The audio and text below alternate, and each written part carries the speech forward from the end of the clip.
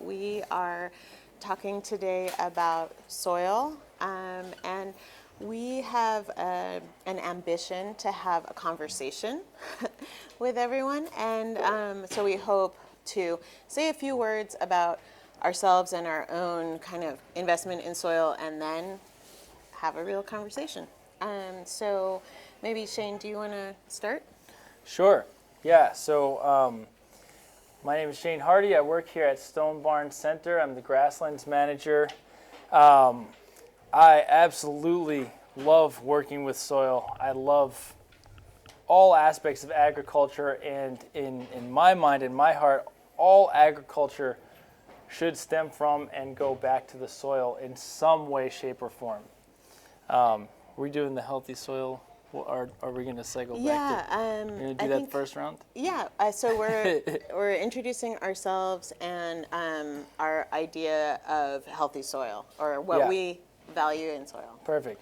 So, as primarily a farmer, I'm also someone who eats and goes to restaurants and is a citizen in the U.S., but as a farmer, healthy soil means a number of things to me. So I'm going to be primarily practical here. It means more water in my soil when it, more water gets into my soil when it rains, and more water stays in there when it's dry. It means more microbes that have relationships with plants. It means more resilience during hard times. It means more money in my pocket at the end of the day. It means less dependency on outside inputs. And it means a good feeling and more pleasure in a farmer as being a farmer and in the work that I do, to know that that soil is healthy and alive. And I guess alive is probably the single most key word to healthy soil, at least in my opinion. Great. My name is Merryweather, and I have a quick question for you all, just so we know who's here in the audience. Can those of you who are farmers raise your hand? Can those of you who work in the food system but higher in the supply chain, maybe in restaurants or other sorts of value-added products, raise your hand? Okay. Can those of you raise your hand who, if you work to support farmers, maybe through finance or legal or risk management, other kind of enabling conditions policy, raise your hand? Great, cool. That's helpful just to get a little gauge of the room. So I grew up on a farm in Vermont, and I was recently in Vermont going for a walk on an old conventional dairy farm with a farmer that I had known for many years. He was a multi-generational farmer, and we were walking around the perimeter of his cornfields. And I have this very vivid memory that I wanted to share with you all, where I was asking him questions about the health of his soil. And he, at one point, I asked a question, and it caused him to pause. And it was a very dry time of year, and the soil beneath our feet was very clay-based. So when it's dry, it's really dry, and when it's wet, it's really wet. And the soil beneath us was completely cracked. And he literally bent down and just quickly popped a piece of the soil and picked it up like a plate in his hands. And we were both just standing there looking at the soil, and I suddenly realized that there was water drops falling on the soil, and I looked up, and he was crying. This is someone I'd known for a long time, an older, many, many years of farming, kind of very tough at the core and thick skin. And he said, Merryweather, I do not want to be farming like this. I know I'm not taking care of my soil, and I am so stuck. I feel trapped. This is not how I want to be taking care of my land. I know I'm not taking care of my land. And I actually feel attacked by a lot of the younger generations in Vermont who have all of these great ideals. And I think those ideals are great, and I don't know how to get there. I feel stuck. And I'm sharing that because I have had a similar story shared with me from farmers in the West and the Midwest. I worked with coffee farmers for years in Central America and cacao farmers in West Africa. And I've had so many similar stories shared with me. So one thing today that I'm really excited to talk with you all about is tools, enabling conditions, ideas, solutions, because there's a lot of work needed, but I think there's also a lot of great things happening out there too. And when I think about healthy soil, I tailor it to who I'm talking to and how I'm talking, and maybe to follow what Shane shared, I use similar adjectives when I'm talking to consumers or farmers at a high level. Recently, I was with a group of a conversation about climate change and technology, and I tried a new pitch, and I'll try on you all. I said, so I know of this new technology. It's actually not that new, but it's super exciting, and I've been learning more and more about it, and I think we all need to invest in it. If we scaled this technology across the US, in the next couple years, we could offset as much or more as 20% of our US emissions per year. And it's actually, when I look at all the different solutions technology out there, it's one of the cheapest solutions. And it would be equivalent to us taking all of our cars off of the roads for an entire year. That's how much we would offset those emissions. And someone raised their hand. They said, well, you didn't say what the name of the technology was. I said, oh, it's soil and better land management. So, very good. Thank you. Well, my name is Aria McLaughlin. I am the co-founder of an organization called LandCorps, and our mission is to advance soil health policies and programs that create value for farmers and businesses and communities and just about everybody. And as I mentioned to many of you at lunch, one of the reasons that is so important is because as we're seeing a movement of folks who are really calling for soil health and starting to identify agriculture as, on the one hand, the source of just tremendous problems and also this real source of burgeoning hope and opportunity. As we're calling for more and more of that, we also need economic incentives for you all as farmers to do that work, as well as ways for farmers to start to incorporate soil health, whatever that means, into their supply chains, and then ultimately to be able to provide a clear call to action for consumers. So as an organization, we're quite focused on trying to advance some of those programs, such as a land lease idea that we can explore a little bit later in this conversation, and policy, particularly at the federal level. And I guess one thing that I would say about soil health and what it means to me is kind of in our current paradigm, it's something that we have in terms of harvest. We have 60 years of harvest left. And then there's this new possibility of, with the right human intervention, the ability to rebuild something that we've traditionally thought of as a finite resource, and to regenerate something so that we have more biodiversity, more life in the soil, more nutrition, rather than something that is kind of rapidly fading away. My name is Karen Leibowitz, and I am primarily a restaurateur. And I opened a restaurant about 3 years ago that was trying to be as sustainable as possible.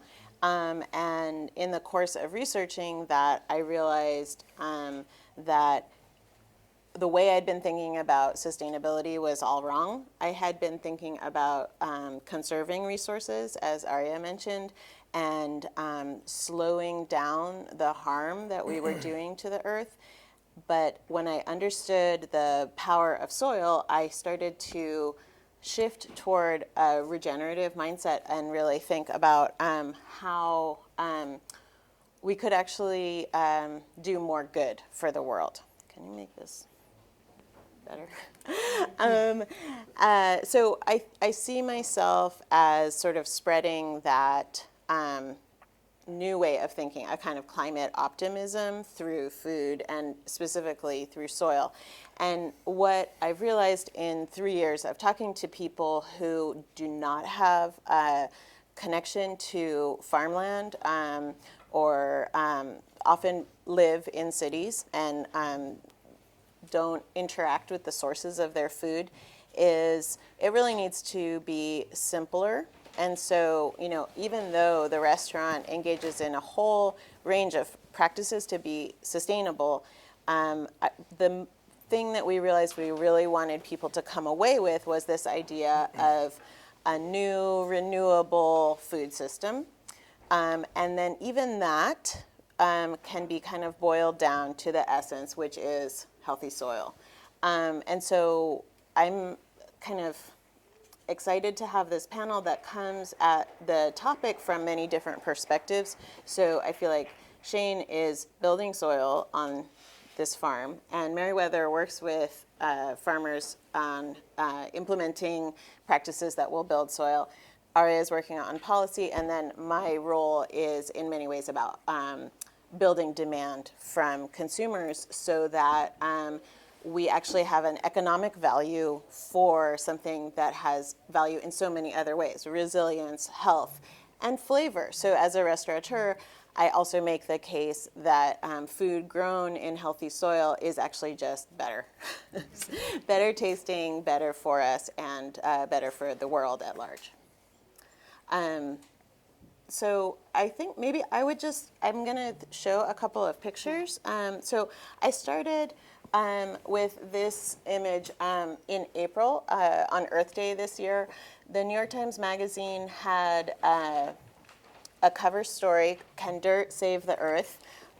Which should, of course, be, "Can Soil Save the Earth?" And so I felt like this was such a straightforward approach to visualizing soil, like there it is.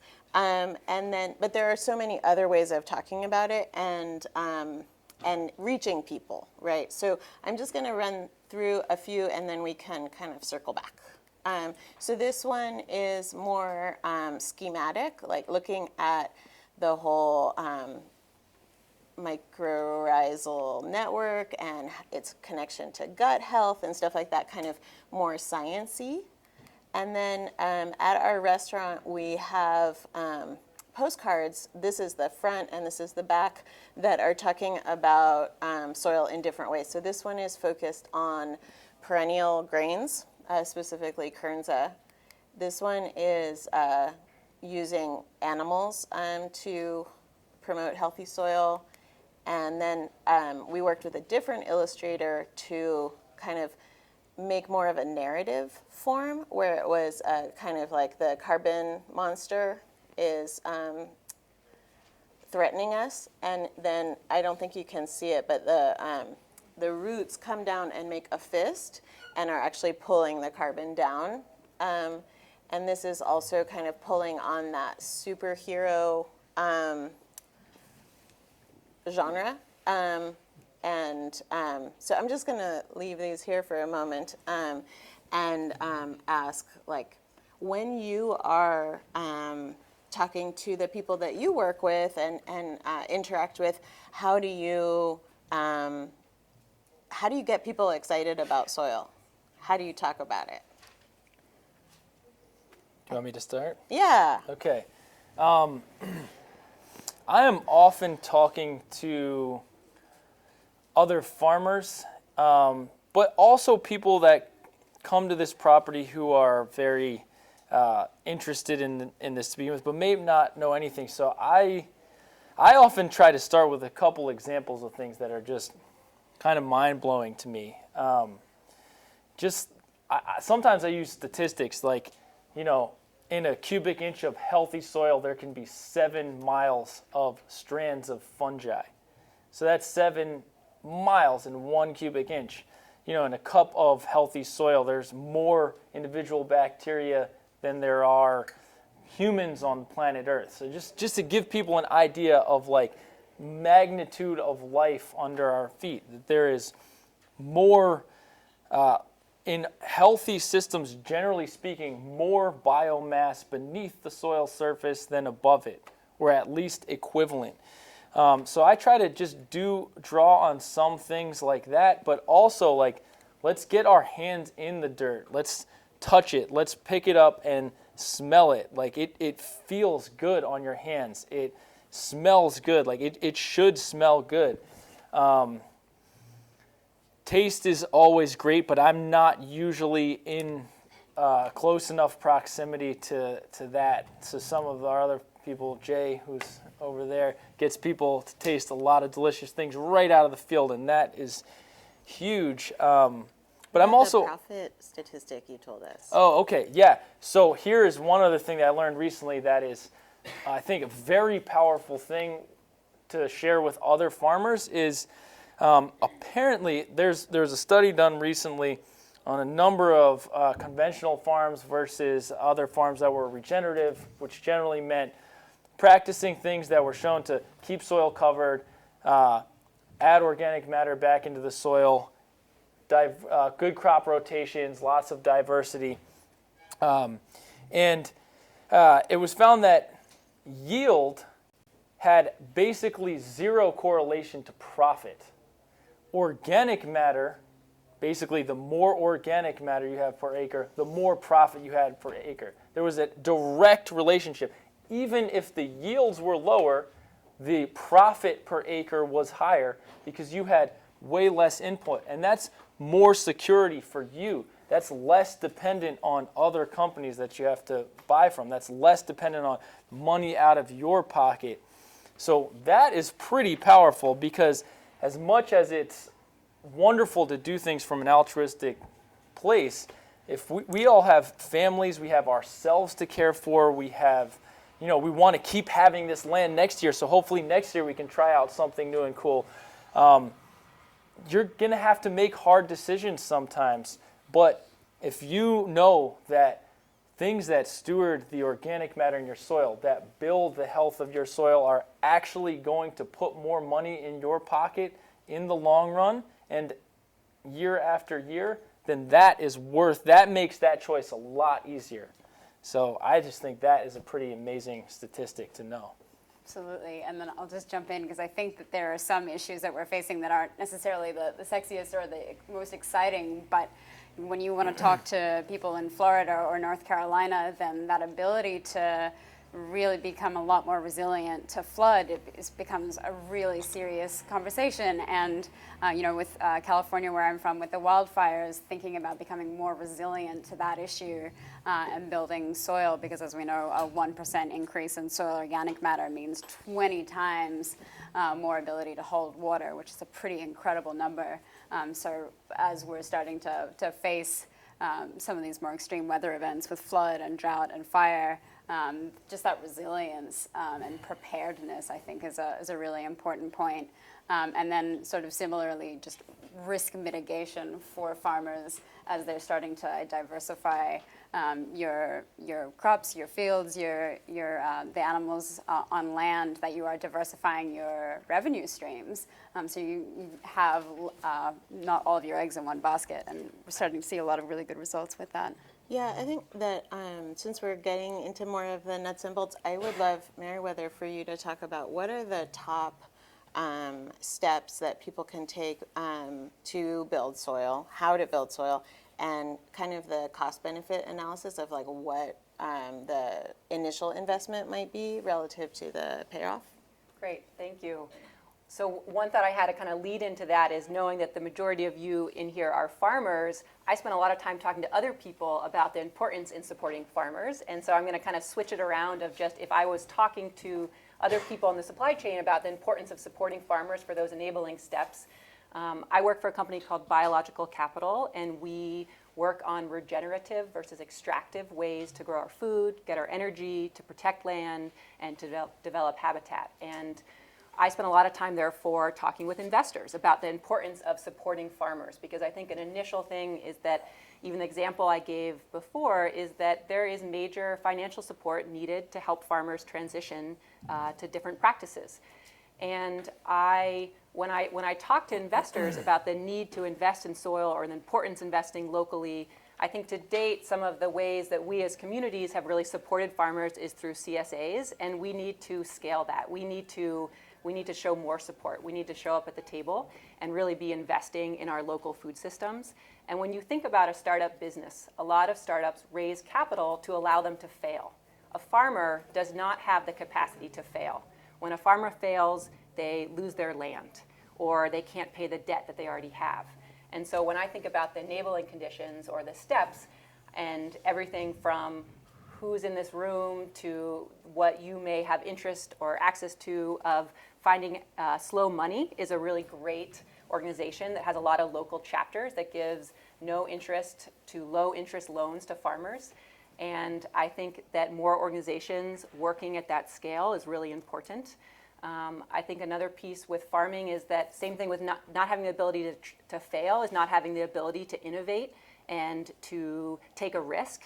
And so thinking about some of those financial, I think, support that's needed to farmers to help, like any startup, to help people get started when they're on land. I would say finance is one of the big things that I would focus on for this group of how do you access that. Mm-hmm. Can I just add a couple little thoughts there? I think I really appreciated your saying how that farmer felt threatened by, or sort of, and I do think that we as young farmers need to really be respectful. Basically, anyone who is still farming from the older generation basically survived a mass extinction, and they're doing it because they love it. So even if they're not doing everything as you'd like to see them do, they probably aren't doing everything as they really want to do, and they have a tremendous amount of knowledge and skill, just have been able to stay afloat. It was so hard. So just lead with respect if you're trying to facilitate, and know that they have a lot to teach you still. But when thinking some very practical, well, I don't even know if it's practical steps, but sometimes all it takes is really making sure you set aside enough time to plan and think. For example, the way you plan and manage your grazing can have a massive effect, and that doesn't necessarily require more investment. The actual money out of pocket may be relatively little, but you're talking about a lot of thoughtfulness, planning, responsiveness, being able to adjust, going out and taking measurements of your pasture, really spending time and assessing how the year went and really adjusting the next year. Maybe it's not tilling, maybe it's not cultivating one more time before you prep your bed to make it really nice and crumbly and smooth. It's just, maybe it's a lighter touch on the land. So there may be very little steps you can take. Often it's exactly not more inputs, but there's little things you can shift or not do or touch lighter. So just keep that in mind. There's generally some low-hanging fruit for us all. And maybe to build off of that and kind of going back to thinking about conventional farming versus the ways that probably many of you farm in this room, is that when you are a commodity farmer, you're not in control of your market, you're not in control of the price, and already when you're a farmer, of course, you're not in control of the climate, and there's so many other pieces. And one thing that I spend a lot of time working with farmers on is how to be an agro entrepreneur, of how to take control of your market and how to look at, rather than just selling the raw commodity, how do you take that raw product further up the value chain? Because the further you go up the value chain, the more and more of the value of that actual product you're able to retain, and oftentimes more control you have over who your market is and where your market is. And so that is even just to build upon kind of thinking about following different ways of farming, of one reason why I really encourage, or we do a lot of work with, what is the infrastructure needed, what is the financing, what is the technical skills, what's the policy, what's the market, what's right for that piece of land, what's the unique value add that piece of land can produce, what's the right carrying capacity for that land. So just a few more pieces there. Do you want to talk about? I think that might be the time, yeah. So LandCorp as an organization right now is in the early stages of developing a land lease that would include soil health outcomes in the terms of the lease, or as part of the overall agreement, which obviously has some inherent benefits to the landowner.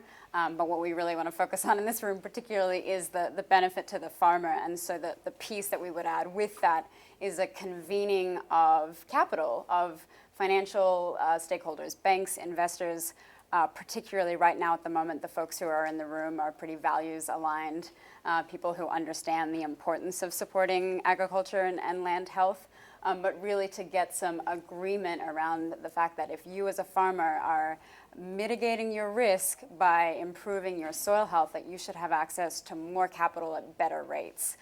So we think that that's a pretty direct tie, and that makes a lot of sense to folks who are already, I think, thinking about it. But what we'd really like to see brought in there is, imagine Bank of America using soil health as a way to assess risk on loans.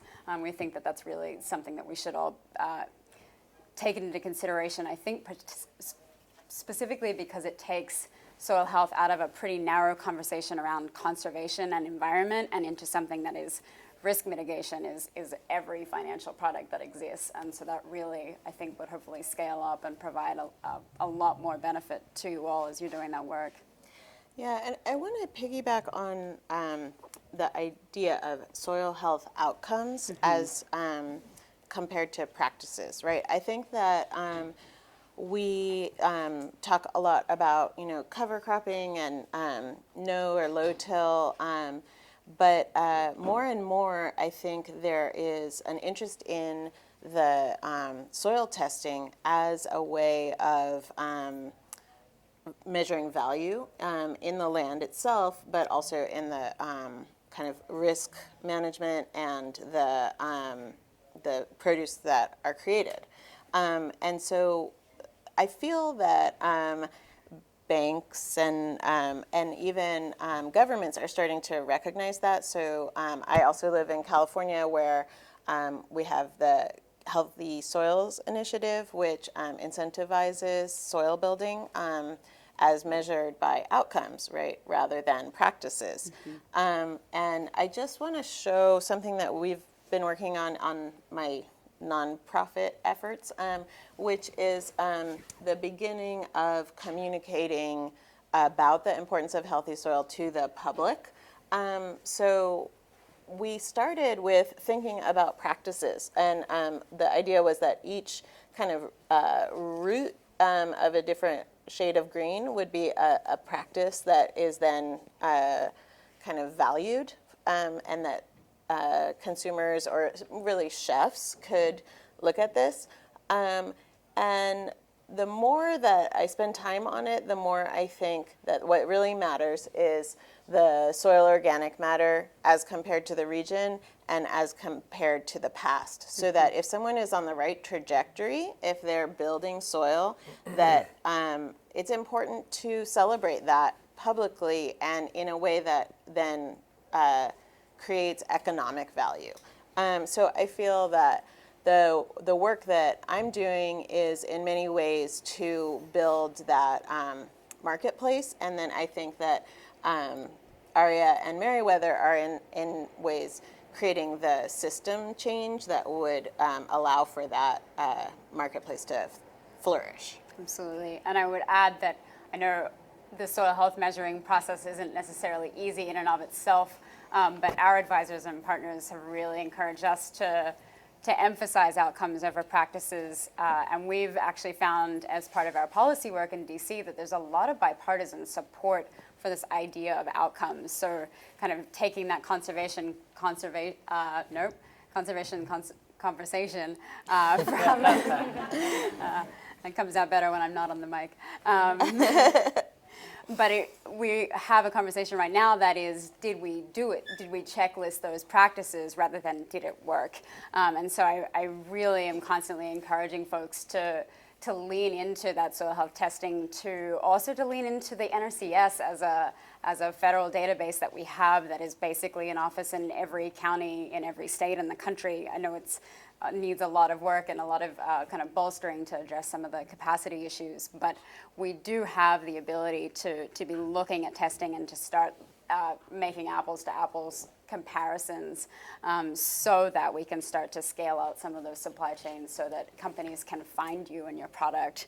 And also to, I think as companies and state governments are starting to look to agriculture to also address their sustainability targets. They're now looking at you to say, well, what are these results? And I think that Jack actually from Stone Barns said really well yesterday that like all of this data that we have at Stone Barns is amazing, but it's not really for me, it's for everybody else to speak the same language, and data and outcomes is one of the ways that we can do that. Do you want to speak about soil testing? Sure. I want to talk briefly about that and then follow up with a question back to others here, basically to all of you. So soil testing is extremely important for you and to share outwardly. So, and I think not just testing for the chemical components of the soil. Do at least a few soil health tests on your farm, and have a conversation about soil health. If you're not a farmer, like have a conversation about soil health, but don't push. Don't make somebody defensive, but just tell them you're curious about that you'd love to buy stuff that's really helping the soil, and you want to know like what that means. So a few soil health tests. We use a place called Woods End Lab, which is great, and it gives us a lot of information about the biological activity in the soil and the general like structure and other components of healthy soil.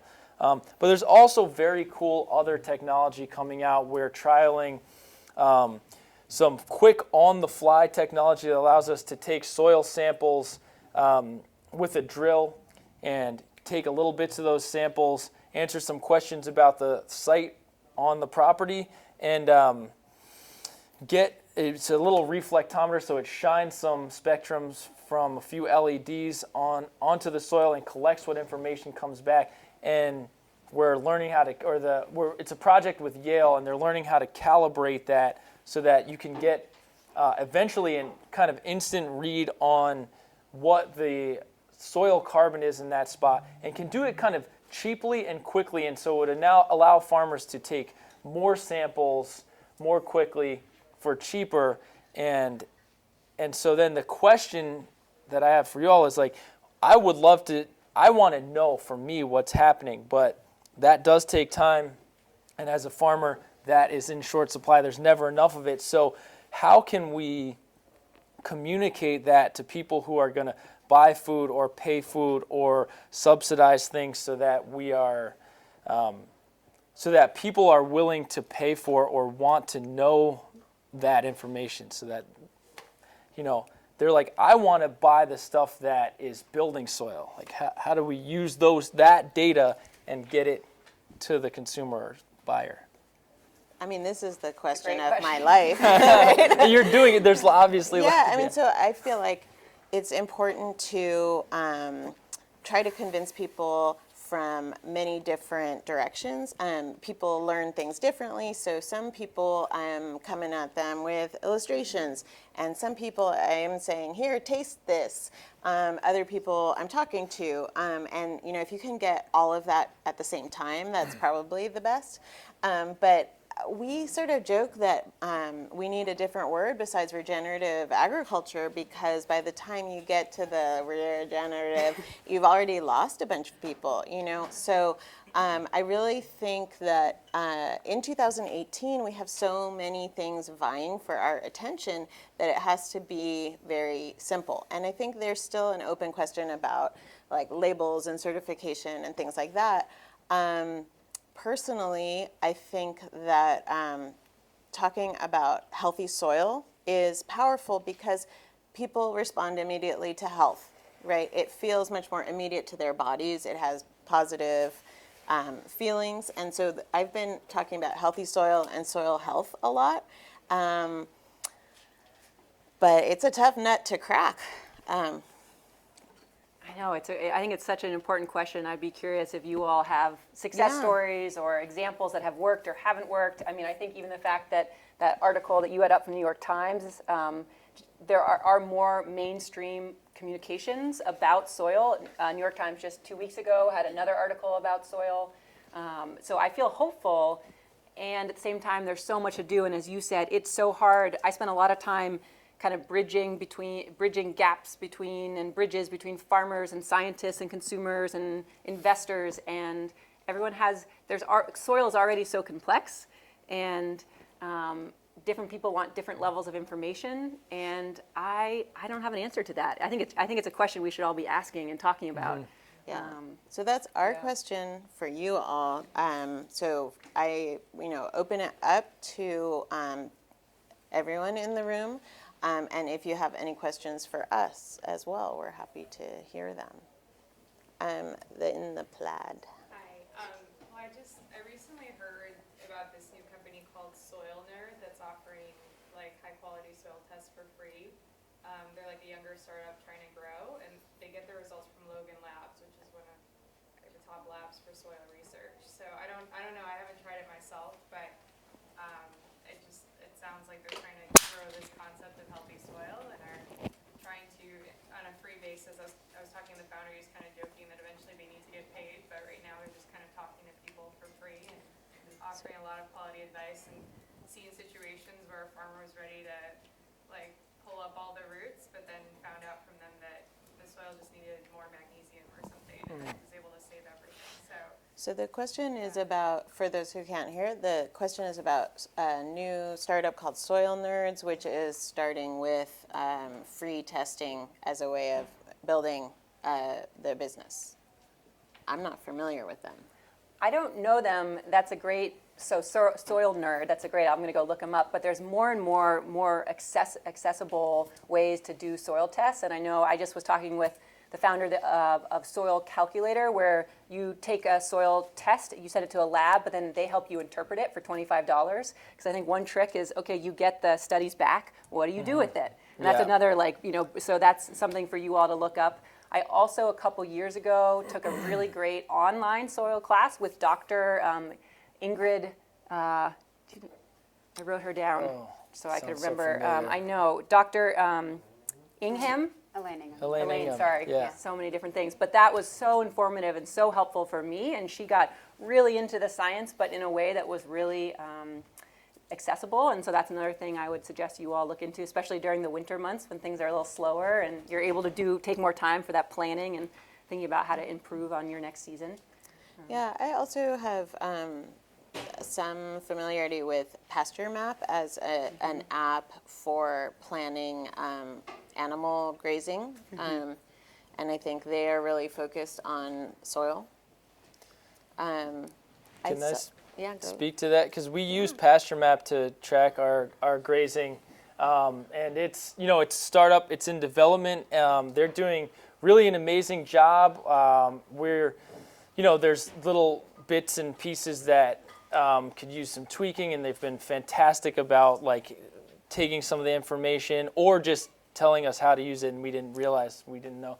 But yeah, they are, I think, I don't want to blow up their spot but I think they are planning to add a way to track soil data on their maps, and ideally they would love to share that, to be able to share that with chefs, so chefs could log in, and if a farm wants to say, I want the chefs to know what's happening on my soil, and the chef sees that trend, Right. Upward trend, then they know, or the person at the farmer's market. So I think something like that could be really cool. Well, that's why I know them. Yeah. Because we have this sort of two sides of the same dream of having the chefs and the restaurants, the whole ecosystem of servers talking to people in a public space, which we're losing more and more, as a way of bridging that gap and telling the story of soil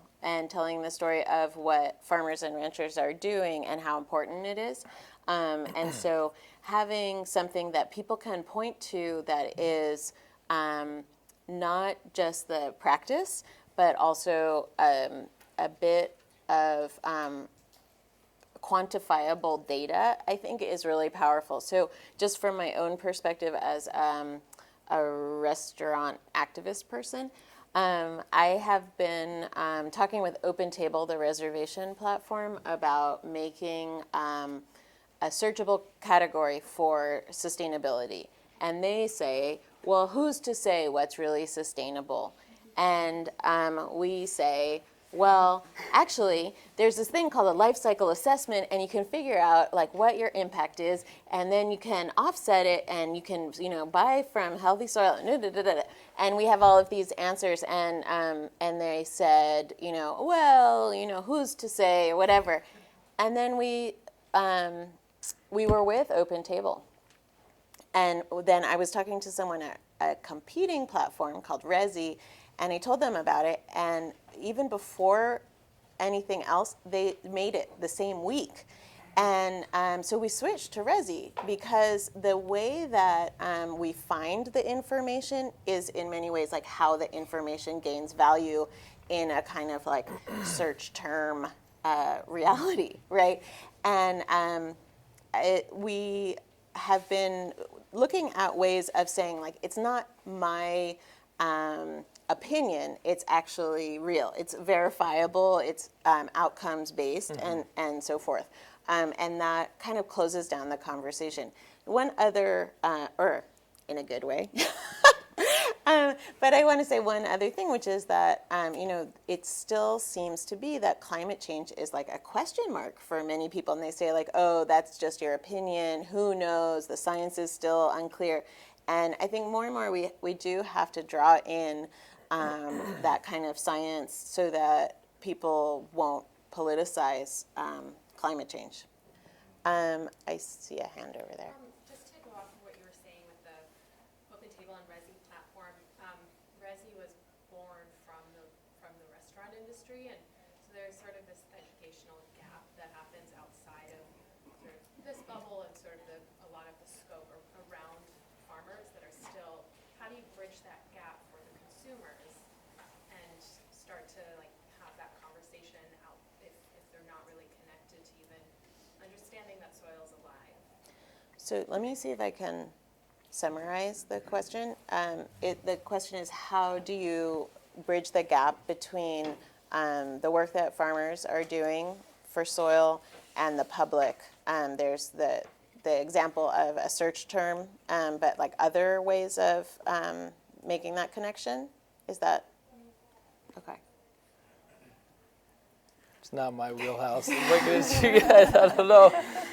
I mean, I will just say, as an eater and a diner, I make a point, even if I know that I'm ordering a vegetarian dish, I'll still ask about the meat and kind of not give them a hard time, but inquire and let them know that there's interest in how things are raised. And I think that we all have a responsibility to like do a little bit more in how we interact with our farmers markets, our restaurants, the companies and organizations that we engage with to certainly like drive that connection if we already have that awareness. And then I think it goes back to if there isn't already that connection in place, then you are relying on factors like flavor or price to do that sell for you. Yeah, I mean, I think that there are different steps to take depending on your position within the food system. But all of us are eaters, right? And many of us are purchasing food. And so I always recommend that people go to the farmer's market and ask them about their soil and send the same message that you're talking about in the restaurant setting.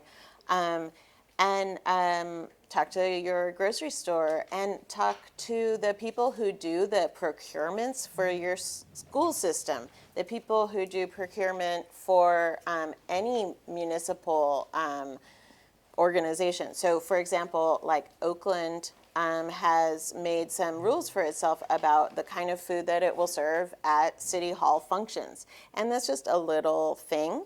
But then at those functions, it says, we got this food from this place for these reasons. And then, it just sort of fans out. And the problem is that all of these steps are pretty incremental, right? And to rebuild soil, I think the timeline has to accelerate, and so that's why we are at conferences like this, and that's why we're live streaming and things like that. But I think that when you as farmers are asked questions, I think it's important to bring up the incredible job that farmers like you are doing for all of us, right? And not just say like, oh, I really love what I do, I care about my land, but to say like, and not only that, I am a superhero, I am doing this incredible thing. You don't have to use that word, but just to shout yourselves out. And I think if we wait for consumers, it's not. We need to move way faster, but I do think there's more and more consumer awareness. I worked for many years for an organization called Rainforest Alliance that was a global certification agency, and one interesting thing I learned from them, they do a lot of different data collection of some of the kind of increasing awareness around consumers is a lot of young families. So the first time if you have a kid, you suddenly are caring more about the future of the globe, but also what you put in your bodies. And so it's interesting to think about different segments of consumers or maybe some of the different types of people you all interact with at a farmer's market or elsewhere. And I think that's a really important component, but I also don't think we can wait for change to just be consumer driven. Yeah, I mean, right now, 1% of U.S. agricultural land is organic, right? And about according to the USDA, about 4 to 5% of agricultural land has some conservation practice on it, which is better than 1%, but it's still a pretty small sector. So if we're going to change how we do agriculture, we need to also be thinking about all of those other acres. And that's a much broader conversation that's needed.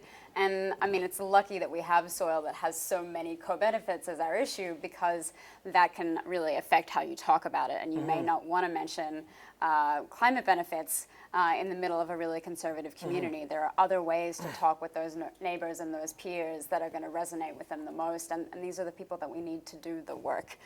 So I would just say be mindful about the language that you use. Yeah, but like, even if you don't talk about the effects of climate kind of being a ticking clock, you can talk about topsoil erosion, right? Yeah. Like if you are losing your soil, you have to get on it, right? So there is, even without the climate piece, a kind of a time component, I think. It's now. Yeah. There's another question back there, or a comment. Just the importance of people who are farming being involved in the political dialogue, and you know, you're advocates obviously within your community, but also at the political level, and as not just as voters, but you know, in terms of advocates and activists. Yeah, I was really struck by what Devon said last night. Like, they work for you, you know, and you should talk to your representatives. Yeah, I'll just repeat for the live Oh, stream. sorry. The comment was about the importance of U.S. farmers engaging in advocacy and policy making. And I will say, from our experience, we've been really pleasantly surprised. Certainly it takes time, and so there's, you know, an amount of privilege that we have to be able to do that work. But it is accessible. You can get involved in the policies that you want to see written. You can set those meetings yourself, like their information is online and available. It's really meant to work for you, and we have not only the democracy, but the public programs and the public funding and the public infrastructure that we ask for. So we really have to be involved, I would say, as part of that sort of daily sets of exercises that we take on. And just because as a farmer, I know it can feel overwhelming to take something else on when the work can sometimes feel like it takes everything you've got and more. I think similar to like making sure you plan the time to make those subtle little changes that can help improve your soil. Like, the only way we're going to do that, like, we just don't have the time to sit idle. We have to just be smarter about planning. Like, make that time, like, make it a beer on Friday with your friends / like political activism. And I am not the best example of this. I don't do this nearly enough. I feel lucky enough to work here and to be able to have conversations like this here. So I know it's a lot harder, but we've got to be creative and just try and make it something that's fun. But, you know, But we do have a farm bill coming up for a vote, hopefully soon. And so this would be a great time to let your representatives know what matters to you in the farm bill. I can add just very quickly, because it's, I think, one of the less talked about pieces of the Farm Bill that we happen to know quite a bit about, but I haven't seen it in as many of the big coalitions' agendas. But Senator Wyden wrote a piece of legislation for a soil health demonstration pilot project, and we're pretty certain that that was included in the final agreement of the Farm Bill, which includes $20 million a year for 5 years of mandatory, not discretionary spending and funding, which is just incredible, honestly. I think in this climate to have something so proactive and positive, and I think also sort of to give you a sense of the kinds of work that we're doing behind the scenes is to play a role in the interpretation and implementation of that legislation, because if you've looked at lines of policy, it can be pretty vague and pretty broad intentionally, and so how the USDA interprets that program needs our influence, and so those are also calls that you can make to make sure that smaller, more diverse, younger farms are also recipients for that pot of money. So one thing that we did want to cover was our hopes. So I think that maybe is one of your major hopes. If you want to add anything else, I'll or let just you guys turn it over. One of my hopes is that farmers can take vacations and send their kids to school, to college, and that we revalue our food systems in a way that's equitable and that still allows everyone to be at the table, but that we shift how we value food, and that in turn we shift how we value farmers, and that we have more farmers in politics and as lawyers and as teachers. That's my dream for the future. Yeah, a lot of dreams, but I guess I would just say my dream is that as a culture, we can shift to mindfulness of how our life impacts the earth, and specifically because through food and agriculture, we have such an extreme impact on this planet. I mean, 40% of the Earth's land surface is in agriculture, and I think most recent number crunching shows that about 50% of the carbon that has entered the atmosphere since the Industrial Revolution comes from land use change. So that's like just coming out of the soil and causing all the problems, and we need to put it back in. I hope that when we go to eat food as a culture, that we are thinking about what the land and the soil and everything else that lives on the land is going to look like due to our purchase, and we make that purchase in that sort of mindset of like, what is this going to do for the land that grew the food?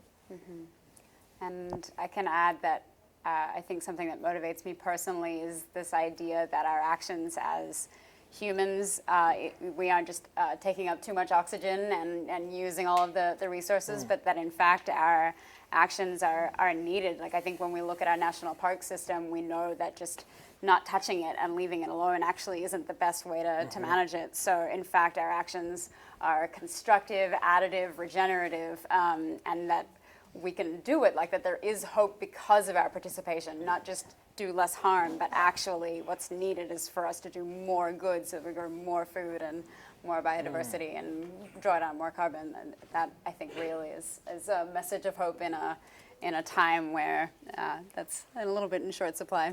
Yeah. Just to add on to that, I've been in conversation with some different conservation organizations that are changing their definition of conservation as what in the way you're talking about, which gets me really hopeful in that one of the organizations I was talking to has a large amount of acreage in a couple different states, and right now a lot of that's fallow, and they're actually recognizing that as a failure on their part, and they want to go beyond. How do we actually create an environment for it to be farmed, and farmed in a way that allows it to be productive, but also allows the land to be taken care of, and to add topsoil and to build organic matter? So for me, that's a huge shift, and it's not happen. It's happening more slowly in other places, but of having this that conservation world kind of blend together with the agriculture world, because together we're also going to be way more powerful. Yeah, I would say, I think all of us agree that there needs to be a kind of new renewable food system that creates a virtuous circle where consumers are looking for and valuing healthy soil, and then farmers are in a position to provide that, right? And so we want to make something so that it's not something that has to be supported by philanthropy or only available to the most privileged, but be something that kind of is a massive shift. So one of the things that we're interested in from the restaurant point of view is to have restaurants that want to be part of a climate solution actually be sending money into the farm system to really invest in the future of healthy soil, and to say, like, I want to pay for compost application on this land, and like in the longer term, you would have a situation where it's not more expensive to do things the right way. That's a long-term goal. Maybe we can take a couple more comments or questions open up for you guys. Yes. So how do you break through to farmers that don't care about soil ecology and try to get them to be concerned about their farming practices? You want to take that one? Sure. I guess I would say that truly so the question was how to break through to farmers who maybe don't care about soil ecology. I would say that I have definitely come head to head with some of those farmers, but the more and more that I have talked to them, I have found that it's not caring, it's feeling trapped, not having a clear solution, or feeling that there's no support to do things differently, and therefore associating regenerative agriculture, the term, with a very different way of thinking from them, or a different side of the political spectrum. And so having a negative connotation with some of those practices or words. So I think going back to some of the things we've talked about of the vocab you use, or how I think it's so important in those conversations, or I know, Aria, you work with a lot of farmers that maybe are very different from those in the room. And so I think it's more about how you come into those conversations, because truly, I have not found someone who doesn't care about the soil ecology. They might call it something else. And I think how you approach those conversations, the word you use, are really important, because ultimately, if you're not taking care of your soil, your production decreases. You have more drought on a dry year. You have water pooling in a wet year. And so the impacts of those are so visible and so felt, even from year to year to year of seeing the difference. And so and you put more inputs in, and it's more expensive and more fertilizer. So I think you can talk about those things in very concrete ways, just using different words. That's my advice. And also, I think, before we start, let's make sure we got this stuff working on our own farms first. And, have it be an exchange. Find out what that person knows that you don't, and ask them questions, and learn from them, and show them that you're willing to receive from them. And then find out what they're excited about, what they love to do, and maybe tell them about some cool practice that you've had on your farm that you're seeing, wow, I got twice the yield here, or people are paying me a ton of money for the crops that I've grown out here, because at the farmer's market, they're buying it from me first because they're saying it tastes really good when I do this, and this is what's been happening. So I think having it be a mutual, it can't be a telling you, it's got to be, we have stuff to learn from each other, and I want to share. Yeah, and I'll quickly add, when we talk to commodity growers and so on, we really use the analogy of soil health as going to the gym. Most people aren't going to argue with you that it isn't a good idea. It's just a matter of getting around to it and paying your mortgage and taking your kids to school and doing all of the other things that you can do. And if we could get paid to go to the gym, right? That would be a lot more appealing. So I think it's acknowledging that there isn't necessarily anything super controversial about soil health in and of itself. Of course, that would be nice, but how they can get there and from what motivation, I think, is the thing you need to look into. How we can prioritize soil health, how we can incentivize soil health, and how we can, profit from it, really, as make it something that's valuable. I was going to say, I always come at those conversations from the financial side, too. Yeah. This side, I think, is up for a question. Did you have something? Haven't we been through some of that dilemma with milk, for example, and the use of hormones and, dairy people having to get involved in the question of antibiotics and hormones, and would you feed it to your daughters? And aren't there paths that are trodden here? So the question is, are there lessons to be learned from the history over milk production and additives to milk, and So obviously the dairy industry, especially in the Northeast, has been failing for many years. There are still successful dairies, and there are new examples of successful dairies. I think there's a lot of lessons to be learned of what worked and what didn't work.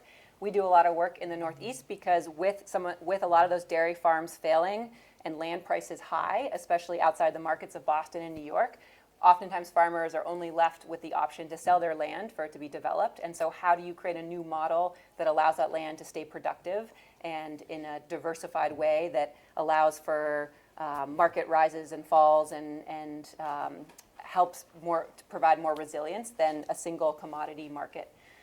So I think there is great lessons to be learned, and at the same time, the dairy industry isn't through that. There's still a lot of need and support.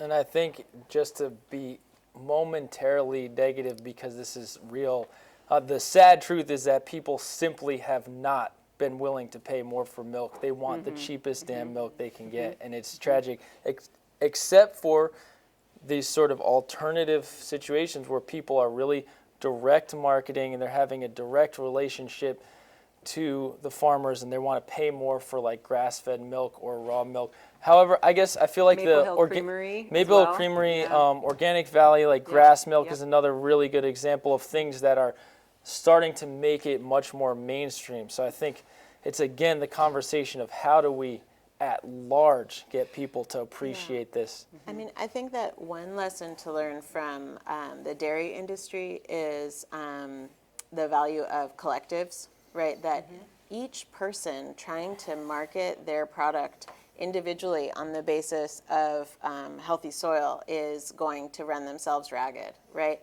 But something like Organic Valley that is pooling their resources and having more of an impact in terms of the public perception, right?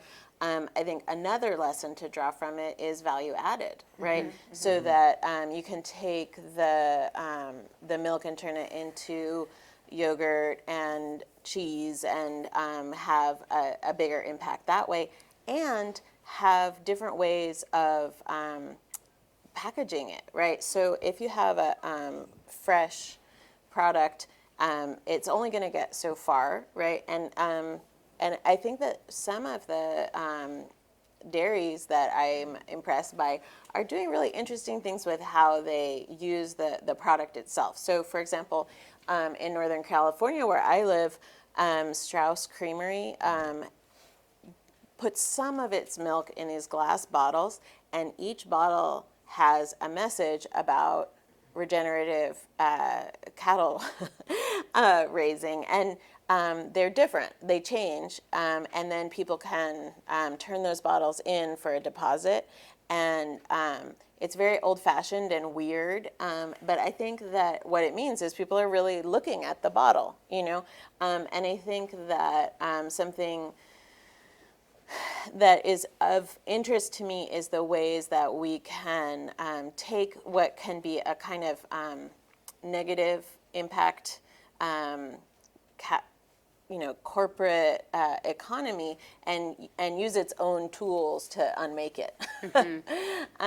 So with things like collectives. So get that going, before tomorrow. And Strauss is also just an example of someone who's crushing it from an environmental perspective. They really are. I mean, imagine a carbon negative or a green. They're having a net positive impact from a dairy company right at a moment when we've sort of the environmental message has kind of permeated a lot of mainstream consciousness and said like, oh, animal agriculture is bad, and then you have a company like Strauss who's actually creating this net benefit. And powering their farm with some of the manure that they... Yeah, the vehicles on their farms are powered by methane that they draw from their digester, which they made out of, what do you call it? The anaerobic digester? Or the... No, they made these anaerobic digesters out of the crates that people use for shipping. Shipping containers. Shipping containers. And so they're very modular, and they can start with one and add on, and so cool. Yeah, there's a lot of innovation in that space for sure. There's a hand back there. I came in a little late, so I don't know if you guys covered this, but what are your thoughts on bagged soil being transported all around the country? And I mean, I know it's supporting people, but it's kind of putting a lot of energy and putting out a lot of CO2 to transport large weight of soil. And what do you think will be a remedy to that? Great question. Yeah, I think... Can you repeat the question? Oh, sorry. The question was, what are the thoughts on soil, bagged soil in particular, being transported all around the country, using a lot of CO2 to do that, and what are some possible solutions? One is don't waste things. Like, don't go buy a ton of soil if you're a home gardener and throw everything that is a food scrap into the trash. Like, that is your soil amendment there. Compost it or bring it to a farm, or advocate for your town and your municipality to compost. And I really, really think this is the way. Advocate for either it's subsidies for private companies to do that in your town, or for the municipality to compost that material and offer it back to people. I mean, we're talking about the same amount of waste, but that waste goes into the landfill. It's going to produce methane that generally we do not use and harms the environment, whereas it would have enriched your soil. So there are resources all around us that we are just pouring down the drain in ways that have really bad negative impact. So it's just, I think, community education. I think schools, like when kids learn this stuff young, there's some school systems around here that have been doing amazing things with compost collection. And these kids have it ingrained, and they're going to think it's weird when people don't compost. And I think San Francisco is an amazing example of this. New York is kind of tragic in its inability to get this off the ground. But yes, we just have to stop wasting the resources that are there all the time to help build soil, just for convenience. I think that one of the things that I think about a lot is what is the right scale for making change, and so a lot of times we think about the whole nation and what we're doing wrong. But I think if you start with your neighborhood or your city or your county and say, we could be composting, and it really actually is very cost effective, and in the Bay Area, we have composting as a part of our municipal pickup, and people actually pay a fine if they don't compost. So they'll say this apartment building should be generating about this much compost, and it's not. So what's your problem, And if they find the compostable material in the garbage, they will charge more for it. And so there are those kinds of tweaks. In the city of Portland, Oregon, they pick up the compost every week and the landfill trash once a week. And so people who put stinky stuff in their landfill trash are going to have to sit with it for extra time. And so it just incentivizes people to make those small changes. And so I feel like the soil that's being shipped around is such an opportunity for people to have regional pride, right? And say this came from us, we made this. But there has to be a certain kind of sense of hope, or the kind of spirit of a victory garden, right? Mm-hmm. During World War II, people were encouraged to grow their own food in order to make all the resources available to the war effort. But we really have this kind of struggle on our hands that requires that kind of thing where people take pride and say what, my yard used to have gray soil, and now I've built it up into this thing that makes beautiful food that my kids can help me harvest, and then they eat healthier, and there's just all of these things. But I think that we need to have that kind of can-do spirit of you can make your own soil. It's local. It's good. Totally, and I want to shout out Julia of LA Compost, who's in the room. If you don't live in as quite a progressive city, I think they offer a really amazing community-driven model of how to generate and keep that fertility in your area, which is just a super important idea. But I think also you raise an interesting point with your question of what we're shipping where and being mindful of that.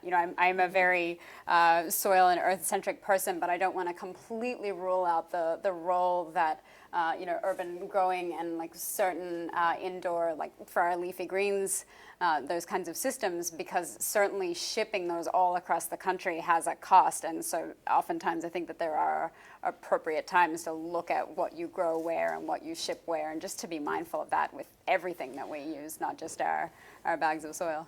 But I think there should be a kind of feedback loop between urban centers and the areas that feed them, so that food is coming in and compost is going back, right? If Absolutely. you think about all the solar energy that is being wasted, that has been like drawn into plant life and then goes to the city and then turns into methane, it's like a solar spill, right? Like if Yeah. we thought about that as like the petroleum energy, we would be horrified, but we're doing it all the time. And so I think just sort of saying like, you've got something really valuable, which is this organic matter. You can turn it into soil that will grow even more organic matter and reverse climate change and make your land more resilient and your food healthier and all of these things.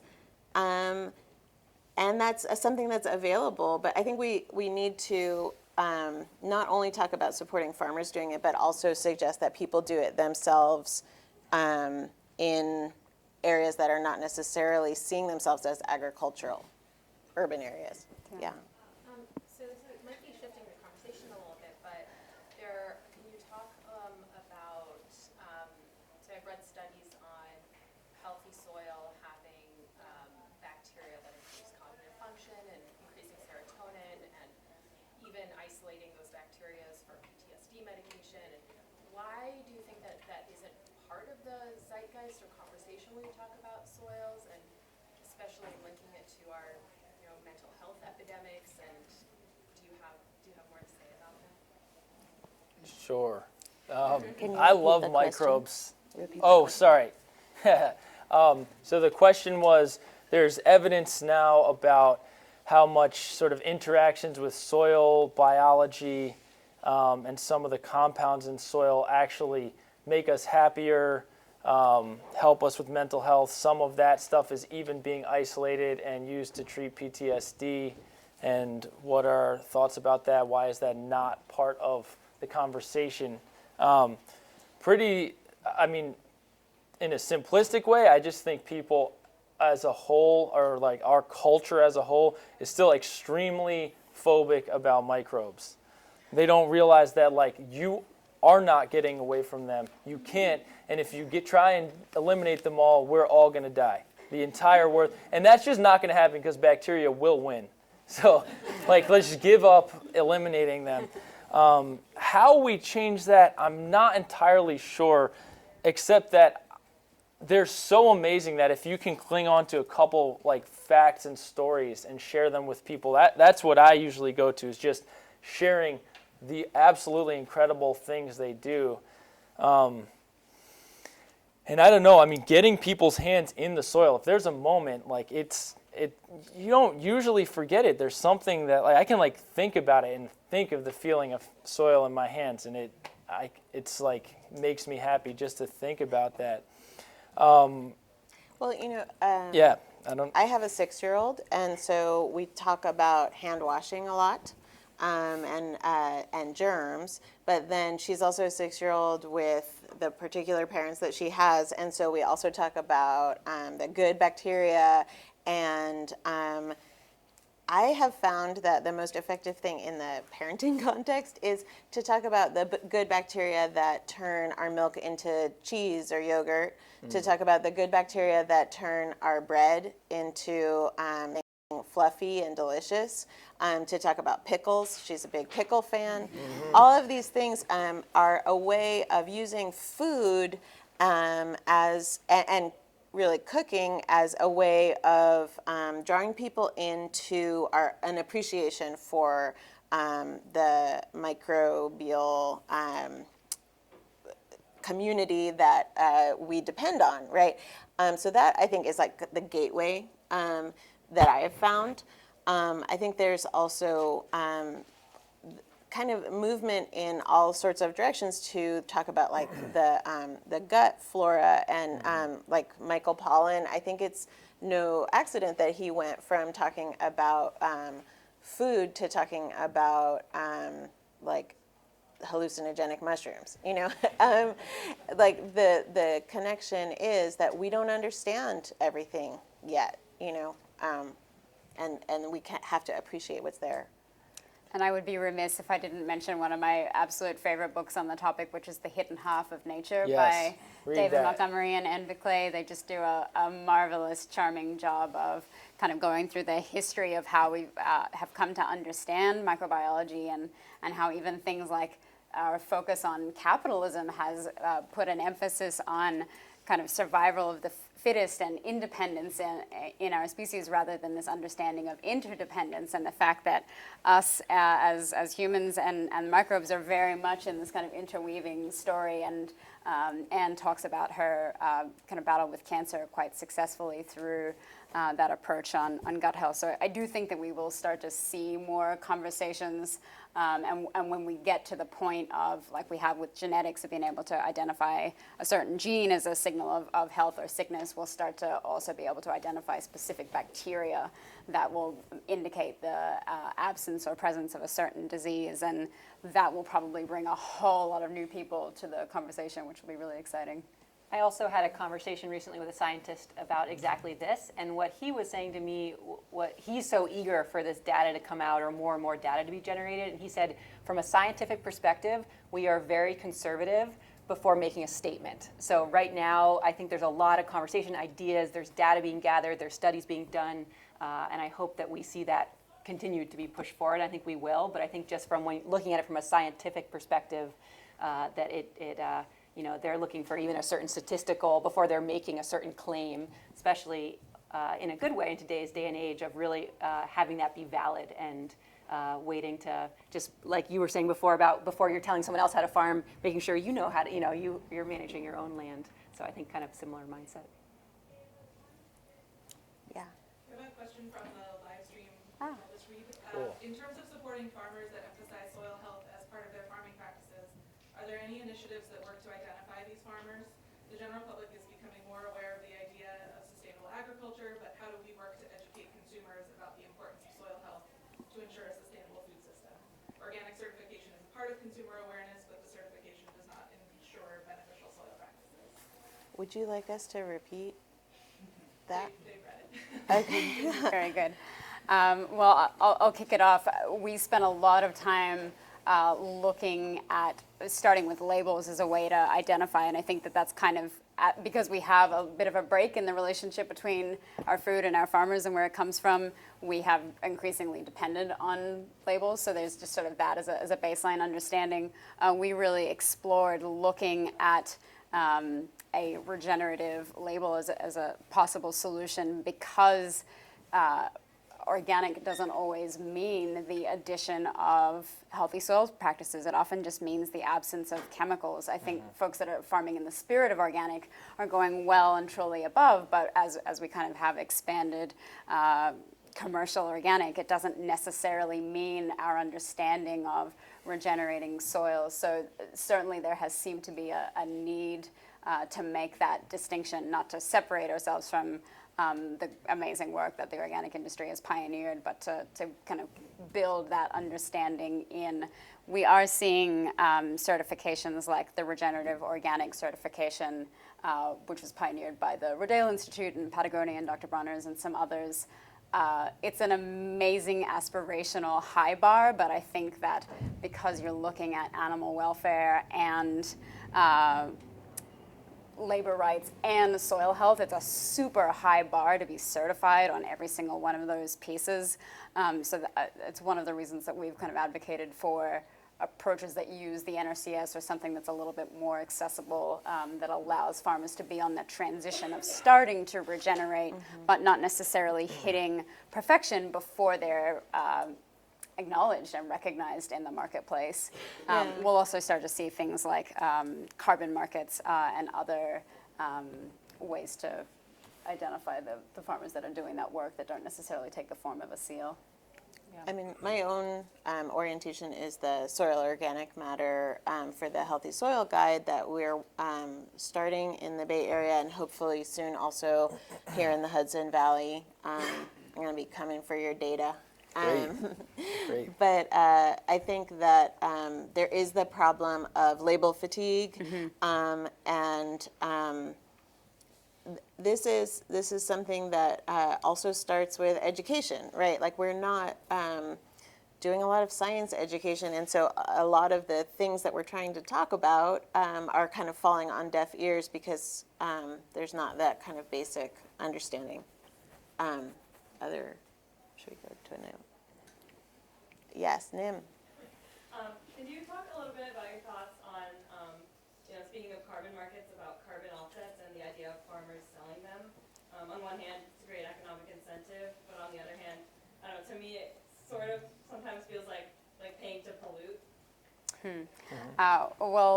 So the question was about soil or carbon markets and using soil as a way to offset that.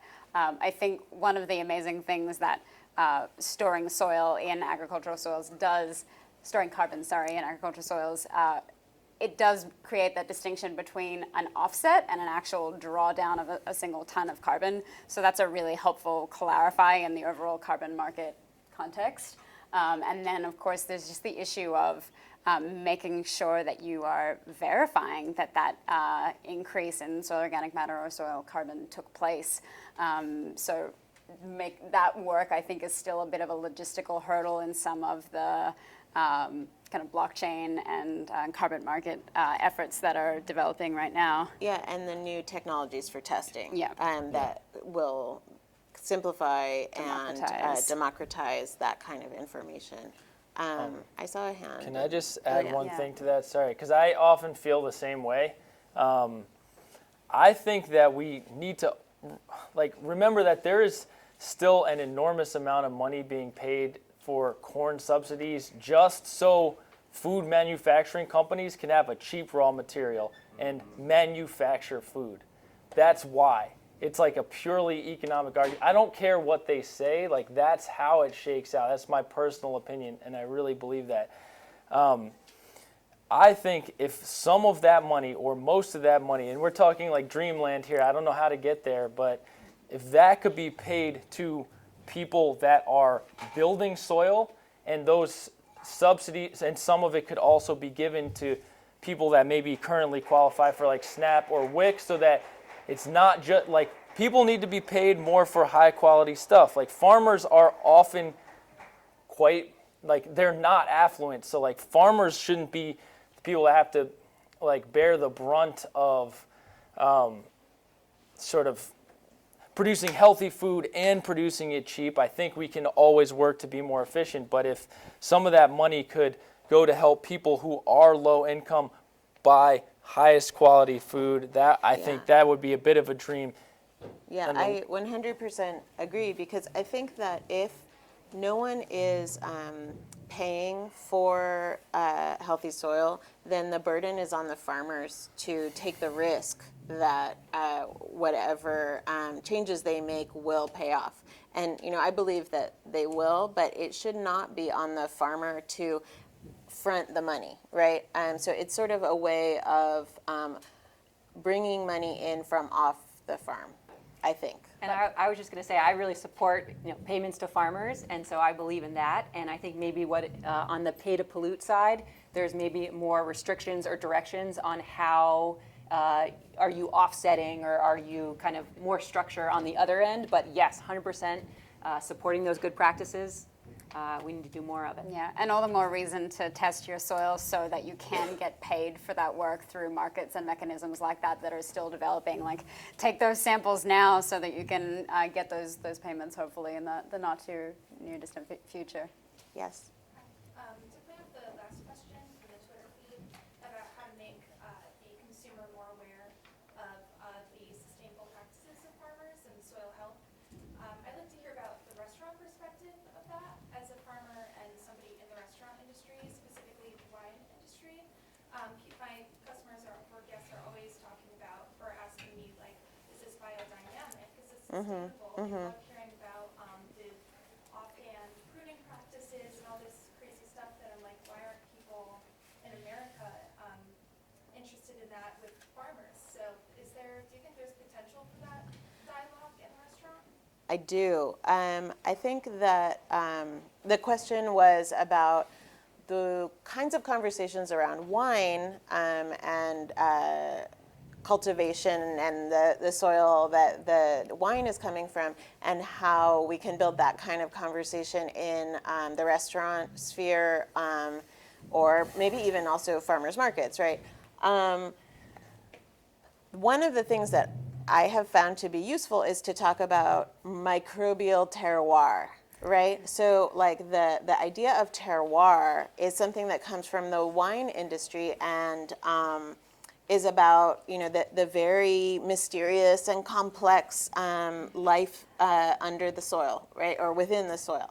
And I like to talk about the microbial terroir that gives vegetables their you know, best flavor, or bread. or bread.